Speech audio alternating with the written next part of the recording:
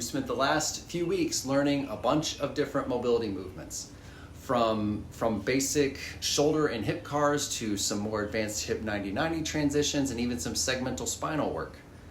Now, if you try to do all 17 of those exercises every single day, you're probably going to burn out. And that's not a system, that's just a big chore.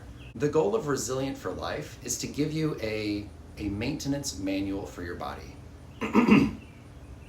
Today we're going to discuss how to program these exercises so you actually get the benefits without just adding a bunch of work to your day. I want you to think of your mobility work in two tiers. First is the system check tier, or think daily maintenance. These are your non-negotiables. Even on your busiest day, especially as a parent, you're going to need to check in with your joints. These are going to be your standard cars. Think your shoulders, your hips, your knees, and then the basic cat-cow motions. Doing these daily keeps the neurological data conversation open. It takes 5 minutes, first thing in the morning or right before you start your real workout. These are good times to do this. It tells your brain that everything's online. The second layer is the deep work. These are those targeted sessions. This is where you're going to use your more advanced tools like your segmental cat and cow movements or your capsular cars and your hip 90-90 pails and rails.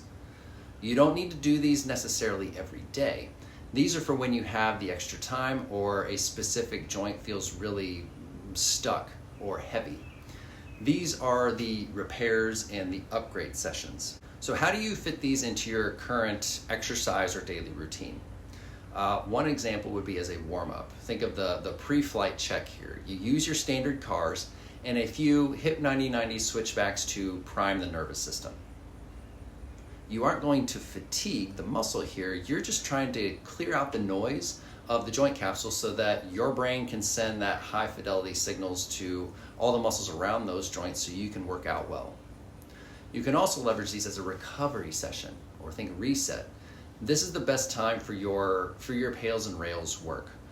When you're done with a workout, your tissues are nice and warm and compliant. Just spend about 10 minutes on your hip 90-90 work after a workout, which can literally lock in the range of motion that you just created. To keep this sustainable, let's just look at this from a 5-2-2 rule. 5 minutes daily.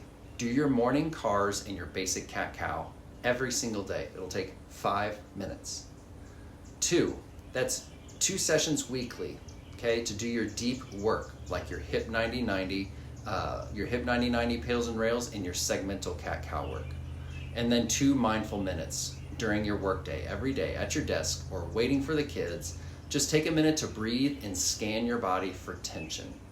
If you hit these 3 targets, you're definitely building a foundation of consistency. It's not about doing more, it's about doing what matters the most consistently. You now have the tools. You are no longer just guessing away at how to address your stiffness. You have a systematic way to address it.